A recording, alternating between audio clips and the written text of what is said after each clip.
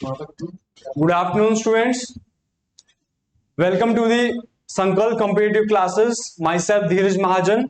मैं आपका current affair का सीयूटी का पोर्शन लूंगा और आज हम करेंगे मार्च से शुरू करेंगे और मार्च का करंट अफेयर शुरू करेंगे. So let's start.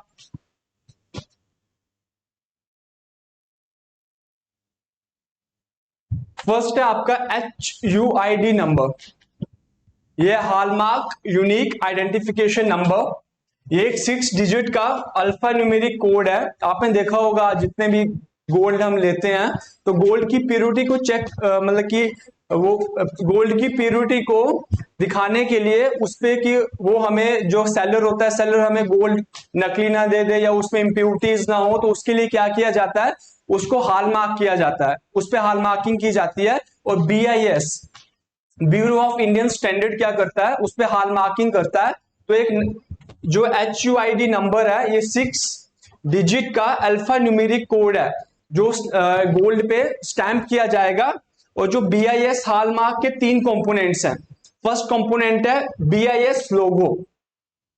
Second component है आपका ये आपका 3 लोगो है symbol indicating the article purity fineness. और थर्ड है आपका HUID. और HUID क्या ये HUID आपका हॉलमार्क यूनिक आइडेंटिफिकेशन नंबर. अब क्या होगा, जितने भी आप ये थर्ड पार्टी करती है, जैसे जितना भी गोल्ड मार्केट में आता है, अब उसकी प्योरिटी को चेक करने के लिए क्या किया जाएगा, उस पर हॉलमार्किंग की जाएगी ताकि उसकी प्योरिटी को मेंटेन किया जा सके और लोगों तक जो गोल्ड है वो अच्छा पहुंचे. सेकंड है आपका CBIP अवार्ड. CBIP अवार्ड क्या होता है? CBIP अवार्ड ये अवार्ड दिया जाता है, ये आपका central board of irrigation and power ये अवार्ड देता है. 2022 का अवार्ड मिला है आपके NTPC को. NTPC क्या है? NTPC है नेशनल थर्मल पावर लिमिटेड. ये कंपनी है जो क्या करती है, प्रोड्यूस करती है इलेक्ट्रिसिटी. तो इसको ये अवार्ड मिला है 2022 का पावर जनरेशन के लिए. और इसमें बताया गया है कि जो विंध्याचल थर्मल पावर स्टेशन है, विंध्याचल थर्मल पावर स्टेशन ये हमारे इंडिया का सबसे बड़ा थर्मल पावर स्टेशन है. ये पॉइंट टू बी नोटेड कि Vindhyachal super thermal power station ये हमारे इंडिया का सबसे बड़ा थर्मल पावर स्टेशन है. और इसमें बताया गया है कि इस पावर स्टेशन में एफिशिएंसी दिखाई है और हाई लेवल पावर जनरेशन दिखाया हुआ है, इसीलिए इसे CBIP central board of irrigation and power award 2022 दिया गया है. और NTPC समझ आ गया क्या है? National thermal power corporation. Almost आपकी 60% ऑफ दी जो एनर्जी है, जो इलेक्ट्रिसिटी है, कहां पे? इंडिया में. वो थर्मल पावर स्टेशन प्रोड्यूस करते हैं जिसमें कोल का यूज किया जाता है. अब इंडिया क्या कर रहा है, इंडिया उसका अल्टरनेट ढूंढ रहा है कि अब हम क्या करें, ज्यादा थर्मल पावर पे डिपेंडेंट ना रहें, उसकी जगह हम क्या करें कि हम दूसरे सोर्सेस से भी, जैसे नॉन रिन्यूएबल सोर्सेस से energy, solar energy, wind energy, इन सब का यूटिलाइज करें और हम क्या हो, कम पोल्यूशन कॉज हो.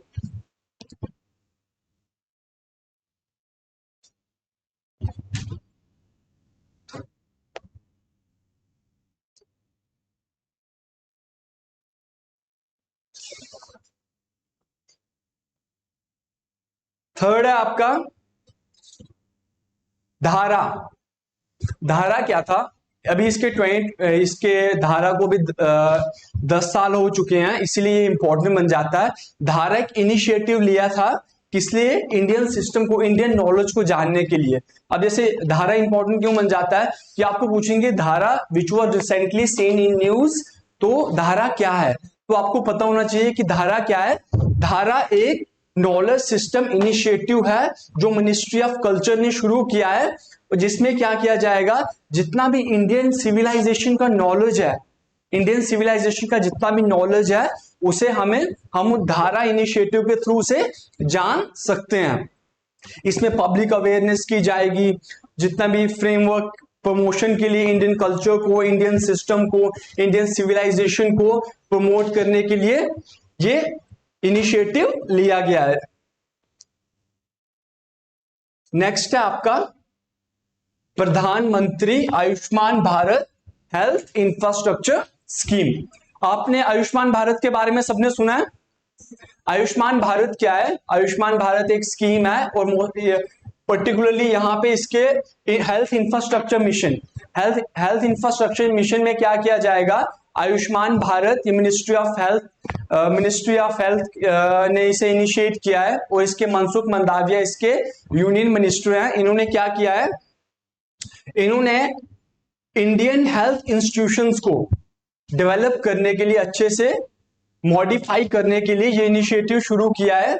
और अब क्या करेंगे? अब पहले आप देखते थे इफ यू आर इल, ठीक है, और आप डॉक्टर के पास जाते हो तो आप डॉक्टर को बताते हो कि मेरे को ये बीमारी है, ठीक है, फिर 2-3 महीने बाद फिर से डॉक्टर के पास जाते हो, आप उससे कहते हो कि सर मेरे को ये बीमारी है, ठीक है, तो उसको टाइम लगता है एनालिसिस में कि डायग्नोस करने में कि पहले आपको क्या क्या प्रॉब्लम्स हैं। लेकिन अब आईटी, जब हम क्या करेंगे? आईटी एनेबल डिजीज सर्विलेंस करेंगे। आईटी का मतलब क्या होता है?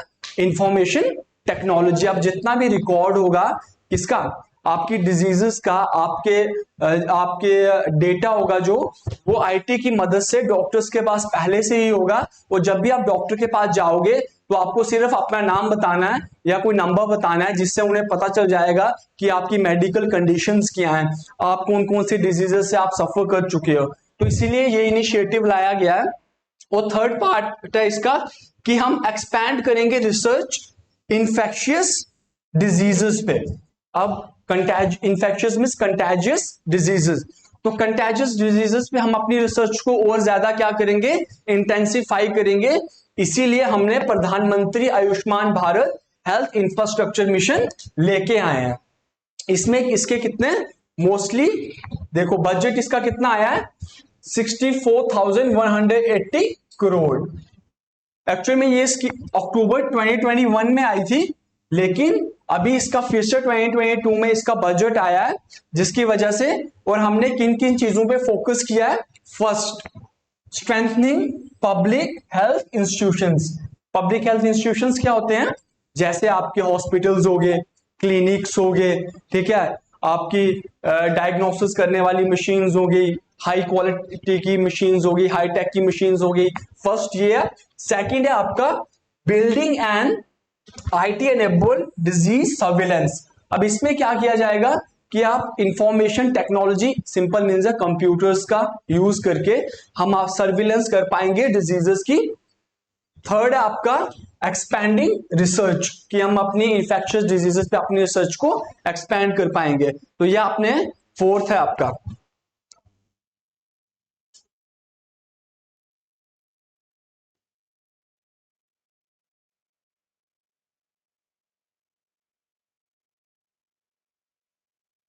जन औषधि ट्रेन, सब जानते हैं जन औषधि के बारे में। किसी ने कभी सुना जन औषधि के बारे में? जन औषधि क्या है? आपने देखा होगा यहाँ पे जम्मू में भी बहुत सी मेडिकल शॉप्स हैं जो गवर्नमेंट द्वारा क्या की जाती है? स्पॉन्सर्स की जाती है। स्पॉन्सर इन द सेंस की वो गवर्नमेंट शॉप्स होती हैं और वहां पे हमें जो मेडिसिन मिलती हैं बहुत ही क्या मिलती हैं? As compared to the market cheaper rates पे मिलती हैं। और अब डिफरेंस क्या है? ये क्या करता है? जेनेरिक, जन औषधि केंद्र होते हैं जो, वो जेनेरिक मेडिसिन को प्रमोट करते हैं। आपकी जेनेरिक मेडिसिन क्या होती हैं? जेनेरिक मेडिसिन वो मेडिसिन होती हैं, जैसे मान लो आपने क्या किया, आपने कोई मेडिसिन बनाई तो आप उसका पेटेंट राइट ले लोगे। इट मींस कि for the period of time कोई भी वो मेडिसिन नहीं बना सकता।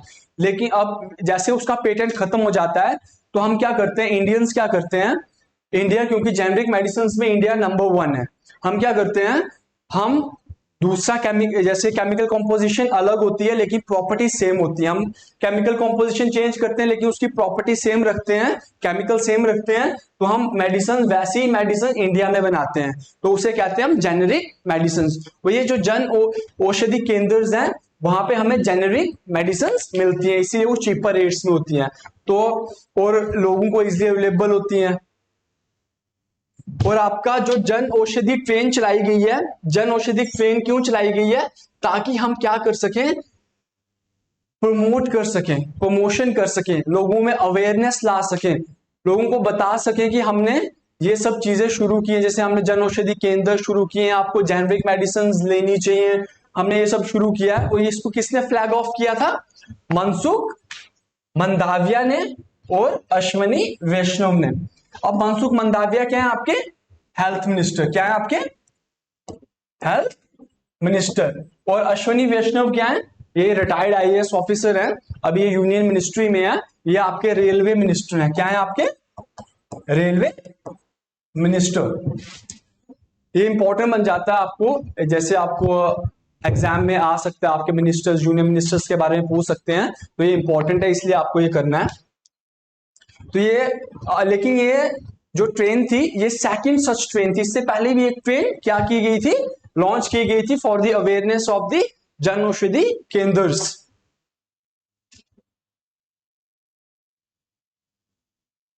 फिर नेक्स्ट आ गया आपका बाहुबली।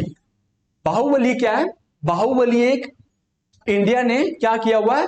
बैम्बू, आपने देखा होगा bamboo, bamboo is a grass, लेकिन बहुत हार्ड होता है। वो सबसे ज्यादा बैम्बू कहां पे लगता है? सबसे ज्यादा बैम्बू आपका आसम में लगता है। आसम में तो लोग अपने घर बैम्बू पे बनाते हैं। तो आपका बैम्बू से बनाया गया एक, क्या ये आपका क्रैश बैरियर है। क्या ये आपका क्रैश बैरियर? आपने देखा होगा जब जब आप माउंटेनियस रोड्स पे ट्रैवल करते हैं तो वहां पे साइड्स पे, रोड की साइड पे क्या किया गया था? बैरिंग की गई होती है ताकि आपकी गाड़ी नीचे ना चली जाए, जॉर्ज या आपके इसमें ना चली जाए। तो crash barriers, bamboo crash barriers है आपके। बाहुबली से नाम दिया गया है, एक्चुअली किसके बने होते हैं? बैम्बू के बने होते हैं। और ये कहां पे लगाए गए हैं? वानी वरोरा हाईवे पे विदर्भा में। ये कहां पे है? महाराष्ट्र में। It is first of its kind, मतलब कि सब first of its kind initiative in India, ठीक है, जो एक इको फ्रेंडली इनिशिएटिव है, ठीक है। और इससे क्या होगा? आत्मनिर्भर भारत को भी क्या मिलेगी? प्रमोशन मिलेगी। दोज हु कल्टीवेट क्या बैम्बू, ठीक है, उन्हें भी सोर्स ऑफ लाइवलीहुड मिलेगा। तो आपको समझ आ गया बाहुबली क्या है।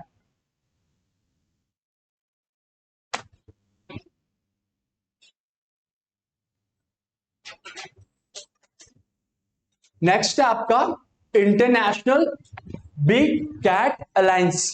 जो आपका इंटरनेशनल बिग कैट अलायंस है, ये किसने प्रमोट किया? आपके प्रपोज किया है, ये प्रपोज किया आपके इंडिया ने, श्री नरेंद्र दामोदर दास मोदी ने। इसमें क्या करेंगे? हम एक अलायंस बनाएंगे जिसमें जो आपकी बिग कैट्स होती हैं, कितनी बिग कैट्स हैं आपकी? 7 मेजर बिग कैट्स हैं। वो कौन कौन सी आपकी? जैसे आपका टाइगर आ गया, टाइगर है, लॉयन है, लेपर्ड है, स्नो लेपर्ड है, प्यूमा, जैगुआर, चीता। ऑलमोस्ट चीता अभी हमने कहां से लाए हैं? चीता हमने इंडिया में लेके आए हैं हम, ये अफ्रीका से, नामीबिया, साउथ अफ्रीका से लेके आए हैं। स्नो लेपर्ड्स भी पाए जाते हैं, लाहौल स्पीति वैली में पाए जाते हैं, लद्दाख में पाए जाते हैं। लेपर्ड्स भी इंडिया में पाए जाते हैं, लायन भी इंडिया में, गिर नेशनल पार्क है गुजरात में, वहां पे पाए जाते हैं, टाइगर्स भी।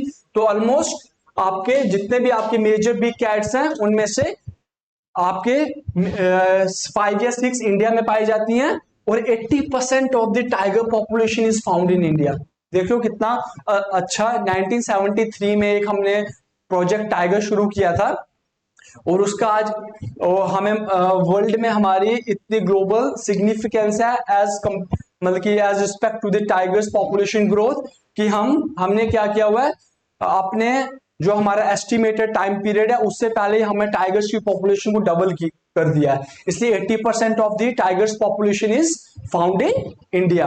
तो इन 7 जो आपकी मेजर बिग कैट्स हैं, इनको क्या करने के लिए, इनकी पॉपुलेशन की ग्रो करने के लिए, इनकी पॉपुलेशन को बढ़ाने के लिए हमने एक अलायंस प्रपोज किया हुआ है जिसे हम कहते हैं इंटरनेशनल बिग कैट अलायंस।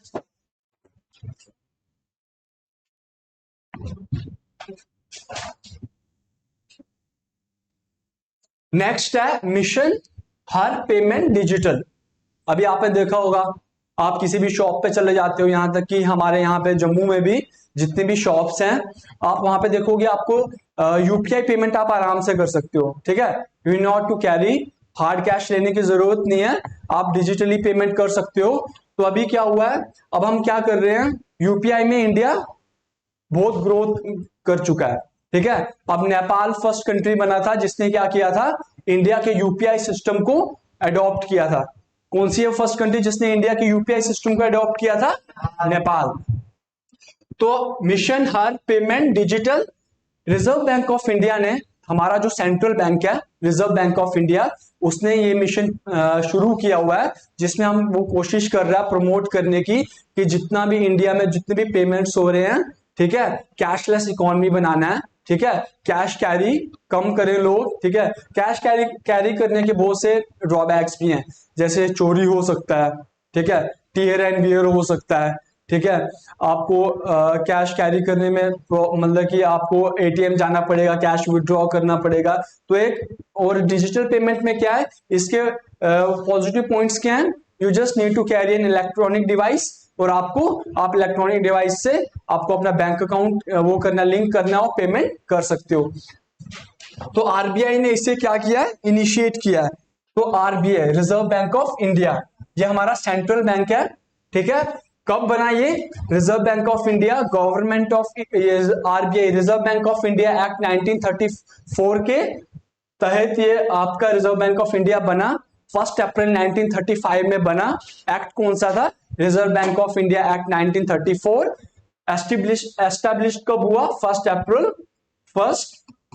अप्रैल 1935। इसके अभी 25th गवर्नर कौन है आपके, शक्तिकांता दास। शक्तिकांता दास आपके अभी 25th आरबीआई के गवर्नर हैं। तो इसमें हम क्या करेंगे, हम कोशिश करेंगे कि जितनी भी पेमेंट्स हम करते हैं वो हम किसके थ्रू करें, डिजिटल मोड से करें। इसीलिए ये मिशन लाया गया है।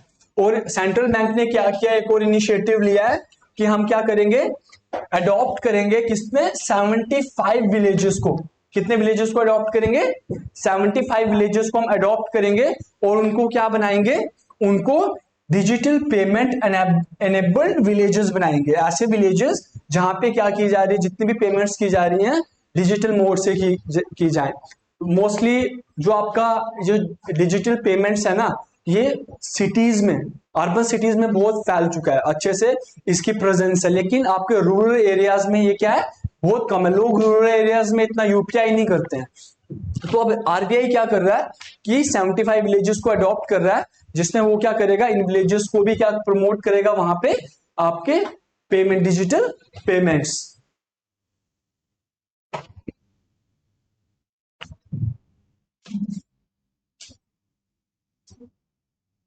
नेक्स्ट है आपका होला मोहल्ला। होली तो सबको पता ही है, होली के बारे में, ठीक है। होली के next day lunar month of चेत, होली के नेक्स्ट डे एक फेस्टिवल सेलिब्रेट किया जाता है। मोस्टली ये पंजाब में किया जाता है, वो इसे हम कहते हैं क्या, होला मोहल्ला। ये सिख सेलिब्रेट करते हैं। और इसको किसने शुरू किया था, 10th सिख गुरु गोबिंद सिंह ने, 10th सिख गुरु गोबिंद सिंह ने शुरू किया था। किसको, होला मोहल्ला को। ये मोस्टली किसका, सिख्स का फेस्टिवल है, जो next day of Holi celebrate किया जाता है नॉर्थ ऑफ इंडिया में।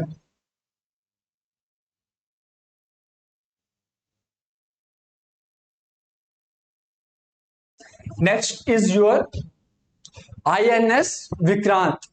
आईएनएस विक्रांत क्या है, इंडियन नेवल शिप विक्रांत।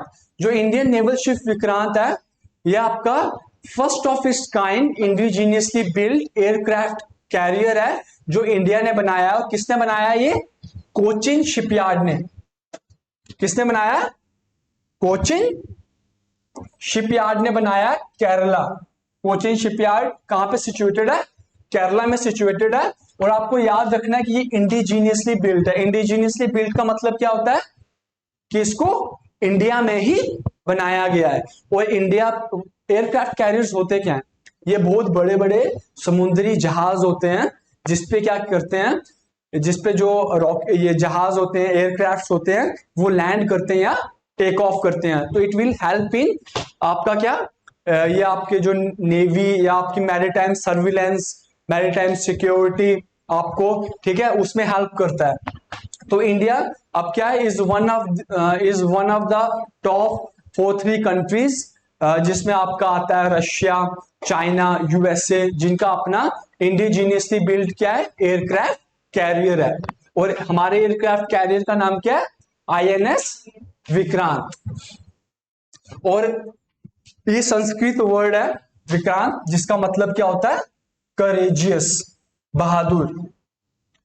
और जो मोटो है शिप का, वो भी संस्कृत में है, जिसका मतलब होता है I defeat those who fight against me. मैं उन्हें डिफीट कर सकता हूं, उन सबको जो मेरे अगेंस्ट क्या करेंगे, फाइट करेंगे।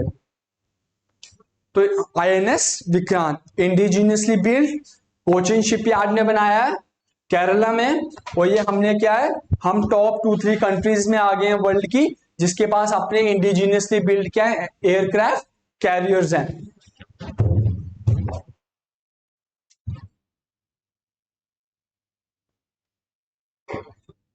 नेक्स्ट है आपका ई फ्यूल्स। ई फ्यूल्स का मतलब होता है इलेक्ट्रोफ्यूल्स।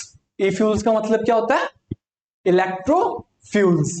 इलेक्ट्रोफ्यूल्स कैसे बनाए जाते हैं, यह भी बहुत एडवांस टेक्नोलॉजी है, जिसमें क्या किया जाता है, कार्बन ली जाती है एटमॉस्फेयर से, ठीक है, उसे रिएक्ट कंबाइन किया जाता है हाइड्रोजन के साथ। लेकिन जो आप हाइड्रोजन प्रोड्यूस करोगे वो रिन्यूएबल एनर्जी सोर्सेस से करोगे, मींस की ऐसे सोर्सेस जो कार्बन डाइऑक्साइड प्रोड्यूस नहीं करते। तो कार्बन लिया आपने एटमॉस्फेयर से, ठीक है, मिक्स किया, कंबाइन किया हाइड्रोजन के साथ, तो आप क्या बनाओगे, ई फ्यूल बनाओगे। और ई फ्यूल्स के एग्जांपल्स क्या है, ई कैरोसिन, ई मीथेन, ई मैथनॉल, ठीक है।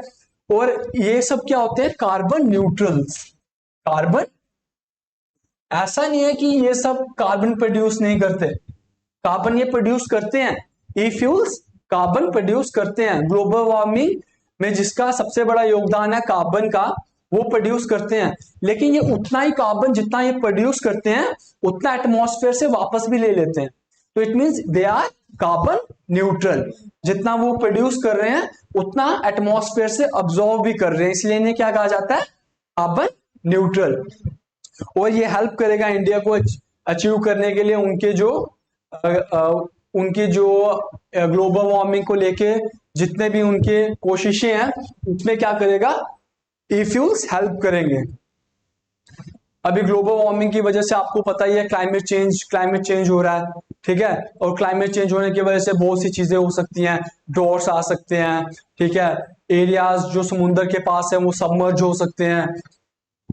उसके बाद डिजीजेस फैल सकती हैं, आपके जितने भी ये आपके आइसबर्ग्स हैं वो आपके पिघल सकते हैं, उसमें जितने भी आपके माइक्रोब्स जो फ्रोजन है, वो वायरसेस माइक्रोब जितने भी फ्रोजन है, वो उसमें से क्या होंगे, रिलीज होंगे, तो वो डिजीजेस भी काज कर सकते हैं। इसलिए आपके जो ई फ्यूल्स हैं, ई फ्यूल्स की बहुत वैल्यू हो जाती है in the era of global warmings.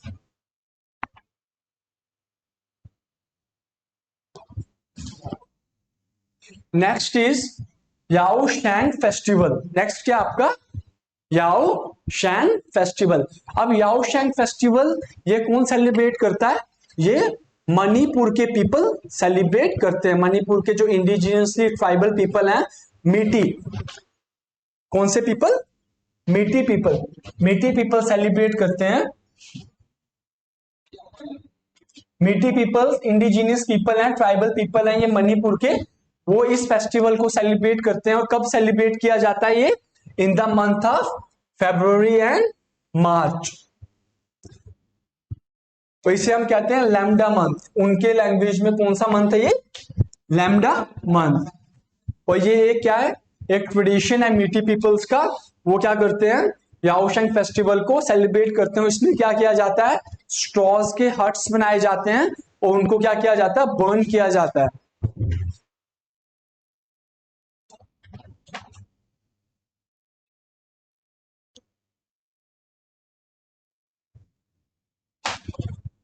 Next is your Nisar mission.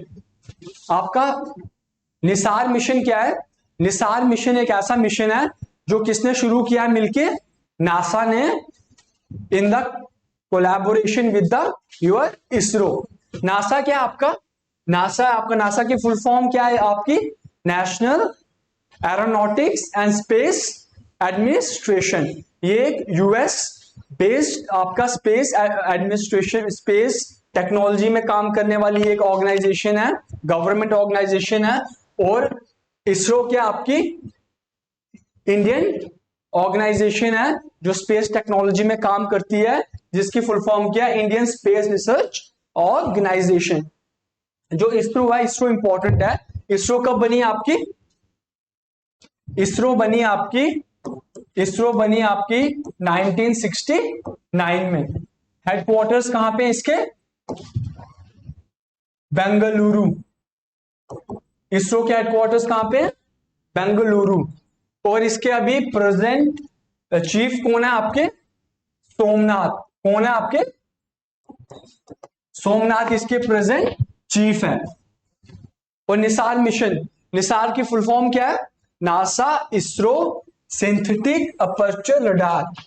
ये क्या है, ये अर्थ इमेजिंग सैटेलाइट है जिसमें रडार का यूज किया जाता है। अर्थ पे जितनी भी एक्टिविटीज हो रही हैं उनको मॉनिटर करने के लिए रडार का यूज किया जाता है। और it is one of the most powerful radars used in the NASA mission. इतना पावरफुल रडार है कि ऐसा रडार अभी तक किसी ने बनाया नहीं है, और ये नासा के मिशन में फर्स्ट टाइम यूज हुआ है, जो इसरो और नासा के कोलैबोरेशन के साथ बनाया गया है। और इस पे कितना खर्चा आया, 1.5 बिलियन यूएसडी डॉलर्स का खर्चा है इस पे। और ये क्या है, अर्थ इमेजिंग सैटेलाइट है।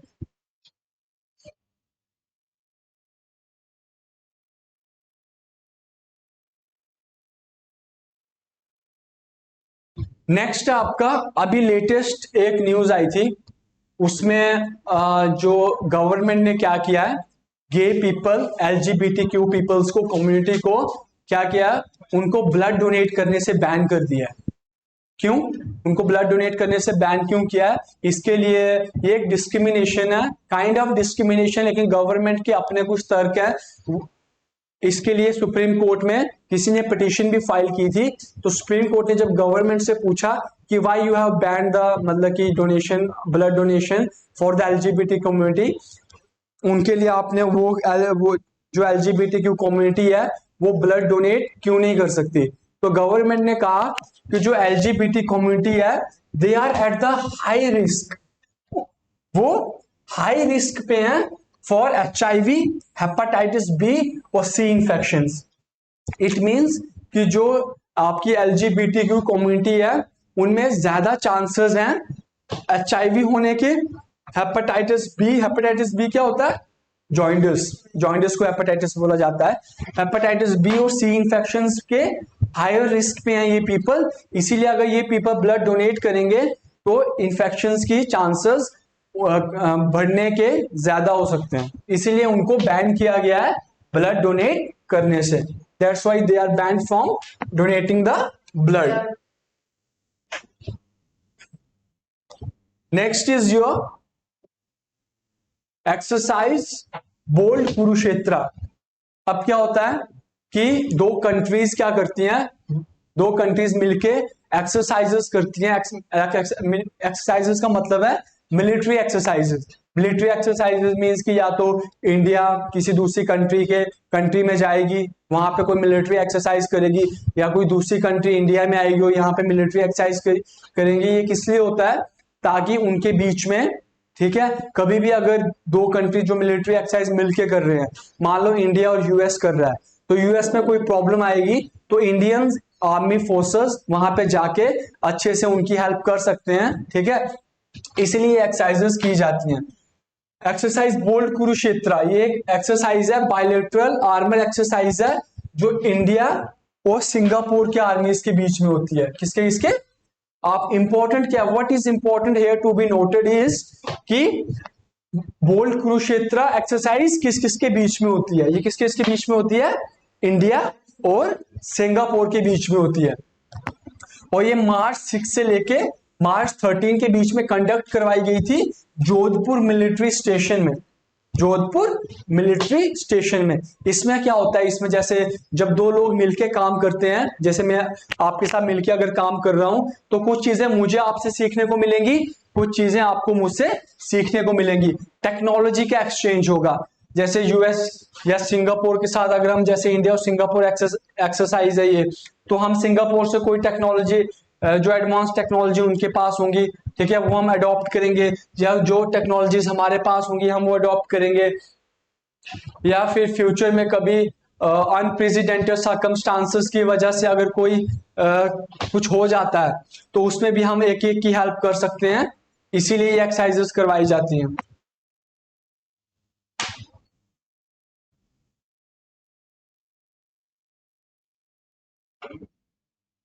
Next is your sea dragon 23। Sea dragon भी क्या है, ये एक मिलिट्री एक्सरसाइज है 2023, जो किसके किसके बीच में होती है, ये होती है नेवीज के बीच में। किसके बीच में होती है ये, नेवीज के बीच में। इसको होस्ट किया इस बार किसने, यूएसए ने। किसने होस्ट किया, यूएसए ने इसको होस्ट किया है, और उसने इनवाइट किया था अपने फ्रेंडली कंट्रीज को, जिसमें आपका जापान है, कनाडा है, इंडिया है और साउथ कोरिया। इन 5 कंट्रीज के साथ मिलके ये सी ड्रैगन एक्सरसाइज की गई है, और ये नेवीज के बीच में होती है। It helps to strengthen the maritime security. Maritime security को स्ट्रेंथन करने के लिए, अपने नेवीज को स्ट्रेंथन करने के लिए ये एक्सरसाइजेस की जाती हैं। Next is your cyclone Freddy. अब ये साइक्लोन फ्रेडी भी बहुत इंपॉर्टेंट बन जाता है, क्योंकि रिसेंटली ये आपका कहां से, ऑस्ट्रेलिया के रीजन से ओरिजिनेट हुआ था, और ये इसने साउथ वेस्ट मूवमेंट की और इंडियन ओशन में एंटर होते हुए जो आपकी कोस्टल एरिया अफ्रीकन कॉन्टिनेंट का मेडागास्कर, मोजाम्बिक वहां पे फॉल किया। तो इसलिए ये भी साइक्लोन फ्रेडी भी बहुत इंपॉर्टेंट है। ये एक ट्रॉपिकल साइक्लोन है जिसका नेम क्या है, फ्रेडी। इसने इंडियन ओशन को क्रॉस किया over a span of more than 5 weeks और बहुत सी डैमेज और डिस्ट्रक्शन कॉज की। और ये ओरिजिनेट कहां से हुआ था, ये ओरिजिनेट हुआ था ऑस्ट्रेलियन कॉन्टिनेंट के पास से, और बाद में ये इंडियन ओशन में साउथ वेस्ट मूवमेंट करके इंडियन ओशन में आया, और इसने लैंड किया कहां पे, आपके कोस्टल रीजन ऑफ आपके अफ्रीकन कॉन्टिनेंट, जैसे मोजाम्बिक, मेडागास्कर। ये इससे बहुत, यहाँ पे बहुत डैमेज हुआ था इसकी वजह से।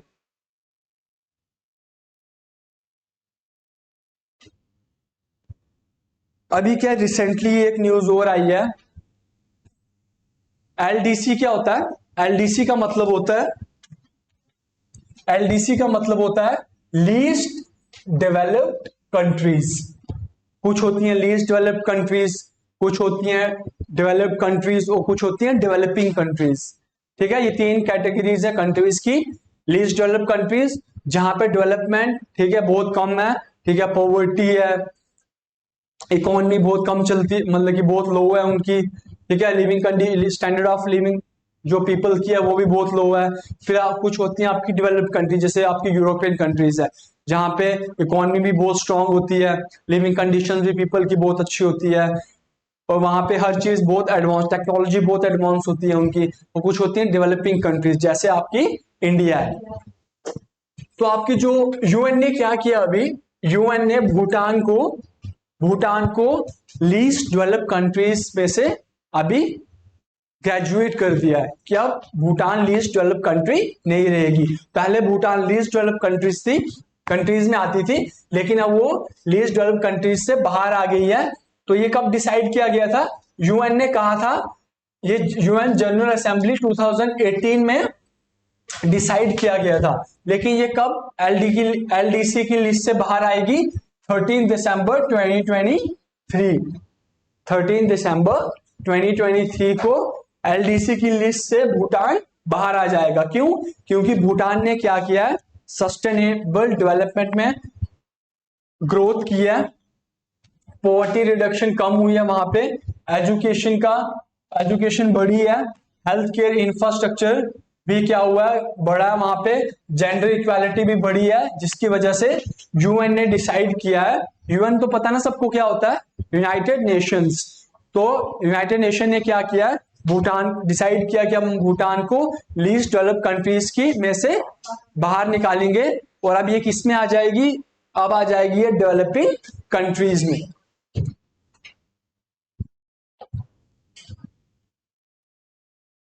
Next is your national vaccination day. National vaccination day, इसे पोलियो रविवार भी कहा जाता है, पोलियो रविवार भी कहा जाता है, या इसे इम्यूनाइजेशन डे भी कहा जाता है। ये कब सेलिब्रेट किया जाता है, मार्च 16 को। और इसको सेलिब्रेट करने का पर्पस क्या है, ताकि हम लोगों में अवेयरनेस बढ़ा सकें, लोगों को बता सकें कि हमें कैसे अपने बच्चों को, अपने पीपल्स को इम्यूनाइज करना है, उन्हें क्या करना चाहिए, वैक्सीनेट करना चाहिए, ताकि हम उनको डिजीजेस से, इंफेक्शियस डिजीजेस से बचा सकें।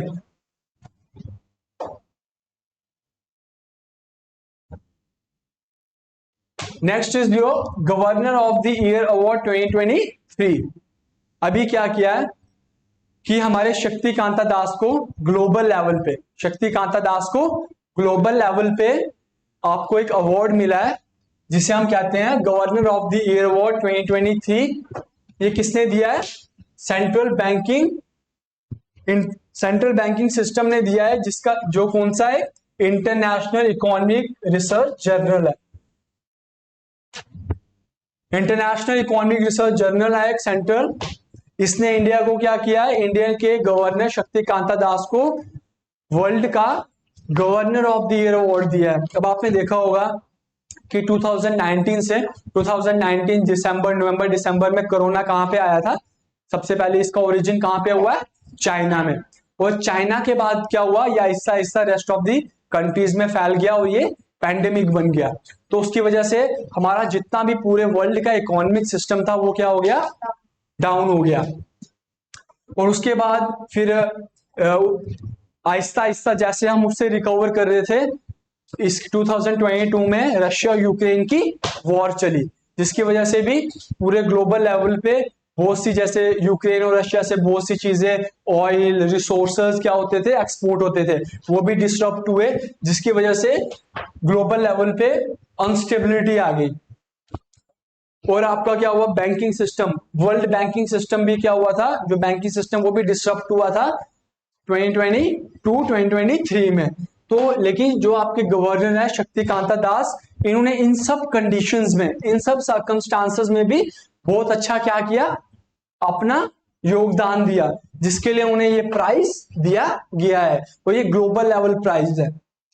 इन्होंने सभी जितने भी चैलेंजेस थे, ग्लोबल चैलेंजेस, उनको फेस किया और उनसे उभर के आए, इंडिया को एक अच्छी पोजीशन पे पहुंचाया। और अभी आप देखोगे इंडिया 5th लार्जेस्ट इकोनॉमी बन चुका है वर्ल्ड की, ठीक है। और उसने किसको सरपास किया है, पहले 5th कौन था, पहले 5th था आपका यूके, और अब कौन बना है आपका India, 5th largest economy. 5th largest economy in the world कौन सी आपकी, इंडिया।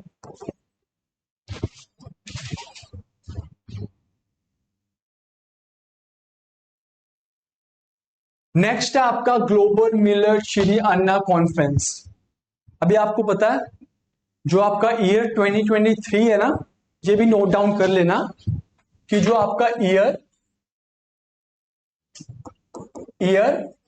2023 है, ये ईयर ऑफ मिलेट्स है, ईयर ऑफ मिलेट्स। मिलेट्स पता है कि सबको क्या होता है, जैसे आपके ज्वार है, बाजरा है, ठीक है, इन्हें क्या कहते हैं, मिलेट्स। ये न्यूट्रिशन वैल्यू में बहुत अच्छे होते हैं, ठीक है। और इनको ग्रो करने के लिए आपको ज्यादा इरिगेशन की जरूरत भी नहीं होती, सूखे एरियाज में भी अगर मॉनसून फेल भी हो जाए तब भी मिलेट्स अच्छे से ग्रो कर सकते हैं इंडिया में, और इनकी न्यूट्रिशन वैल्यू भी इनमें बहुत अच्छी होती है। इसलिए हमने क्या किया है, ये 2023 ग्लोबल लेवल पे ईयर ऑफ मिलेट्स डिसाइड किया गया है। और इंडिया ने क्या किया है, इंडिया ने मिलेट्स को, इंडिया ने भी बहुत से आप क्या किए हैं, इनिशिएटिव्स लिए हैं मिलेट्स को प्रमोट करने के लिए। और एक global millets Shri Anna conference.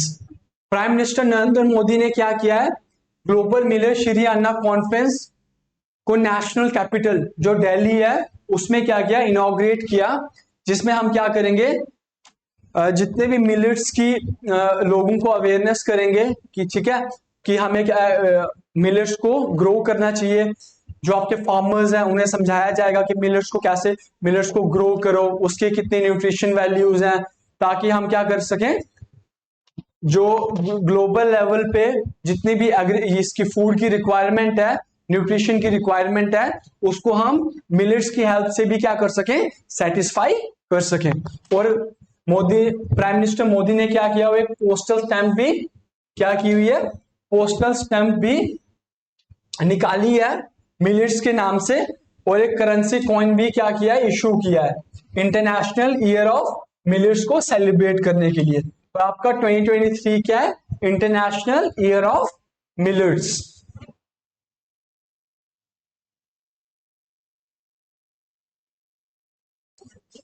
Next है आपका एक्सरसाइज अल मोहित अल हिंदी। एक्सरसाइज अल मोहित अल हिंदी, ये एक नेवी एक्सरसाइज है। क्या है, नेवी एक्सरसाइज, जो इंडियन फोर्सेस और रॉयल सऊदी नेवल फोर्सेस के बीच में होती है। मींस कि सऊदी अरेबिया और इंडियन नेवीज के बीच में ये एक्सरसाइज होती है, जो अभी कब वो सेट है कि कब होगी, मई 2023 जुबेल सऊदी अरेबिया में होगी। अब ये मार्च के करंट अफेयर में इंपॉर्टेंट क्यों बन जाती है, because it is the month of March. ठीक है, जब डिसाइड किया गया कि we are going to conduct an exercise, ठीक है, इन सऊदी अरेबिया, और the name of the exercise is Al Mohed Al Hindi. तो इसमें करंट अफेयर में बन जाता है। बेशक एक्सरसाइज आपकी मई में होनी है, लेकिन आपको पता तो चल गया ना कि exercise is going to be conducted in May, तो इसके लिए इंपॉर्टेंट बन जाता है।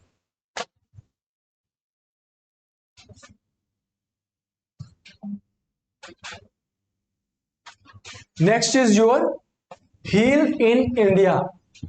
हील इन इंडिया मीन्स कि इंडिया में आओ और क्या हो, हील करो अपने आप को। इट मीन्स ये एक इनिशिएटिव है गवर्नमेंट ऑफ इंडिया का, मिनिस्ट्री ऑफ आपका हेल्थ का, जिसमें मेडिकल टूरिज्म को प्रमोट किया जाएगा। आपने देखा होगा इंडिया में बहुत सी ये आपके मेडिकल साइंसेज हैं, जैसे हमारे एंशिएंट टाइम से चलती आ रही हैं, जैसे आपका यूनानी है, आयुर्वेदा है, ठीक है, ऐसे बहुत से क्या है हमारे यहाँ पे इंडिजीनियस, यहाँ पे हमारे एंशिएंट टाइम से चलती आ रही मेडिकल फैसिलिटीज हैं।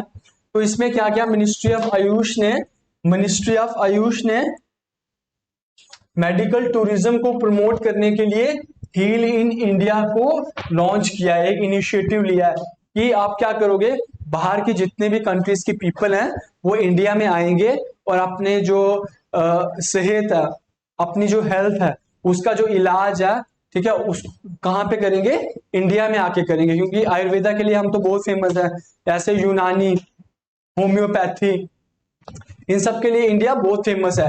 तो अब ये कहा गया है कि आप इंडिया में आओ और इंडिया में आके क्या करो, अपने आप को क्या करो, अपना इलाज करो इंडिया में आके, हील हो जाओ इंडिया में आके। नेक्स्ट है आपका हर स्टार्ट। हर स्टार्ट क्या है, आप इससे ही समझ जाओगे हर स्टार्ट इनिशिएटिव से कि हर का मीन्स क्या होता है, her is used for the girls या विमेंस के लिए यूज किया जाता है। तो हर स्टार्ट इनिशिएटिव क्या है, डॉक्टर जितेंद्र सिंह ने, डॉक्टर जितेंद्र सिंह तो आपको पता ही होंगे, जो यहाँ के उधमपुर कठुआ डोडा कॉन्स्टिट्यूएंसीज के एमपी हैं। तो अभी ये यूनियन मिनिस्टर पीएमओ ऑफिस में जितेंद्र सिंह, इन्होंने हर स्टार्ट इनिशिएटिव लॉन्च किया है, जिसमें हम क्या करेंगे, विमेंस को प्रमोट करेंगे, विमेंस को प्रमोट करेंगे कि वो एंटरप्रेन्योरशिप में क्या करें, पार्टिसिपेट करें, और जिससे क्या होगा, जिससे हमारी विमेंस की क्या होगी, एम्पावरमेंट होगी। विमेंस को हम इनिशिएटिव कर रहे हैं, इनिशिएट कर रहे हैं कि वो क्या करें, इंडिया में अपने एंटरप्रेन्योरशिप बिजनेसेस को क्या करें, स्टार्टअप करें। इससे उन्हें उनकी एम्पावरमेंट्स के लिए हमने ये इनिशिएटिव क्या किया है, स्टार्ट किया है।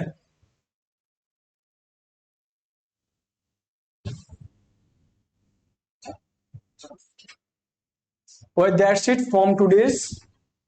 ठीक है, आज के लिए इतना ही है, और आपका पार्ट 2 भी आएगा। स्टे ट्यून्ड, आपका पार्ट 2 मार्च के करंट अफेयर का भी आएगा, और हम साथ साथ में नवंबर के करंट अफेयर को भी साथ साथ में मतलब कि पैरेलली चलाएंगे। मे बी अभी मार्च का पार्ट 1 आया है, तो अब नेक्स्ट हमारा नवंबर का पार्ट 1 भी आ सकता है, या देख एज पर योर रिक्वायरमेंट हम देखेंगे कि मार्च का भी या मार्च का पार्ट 2 ही करवा लें पहले,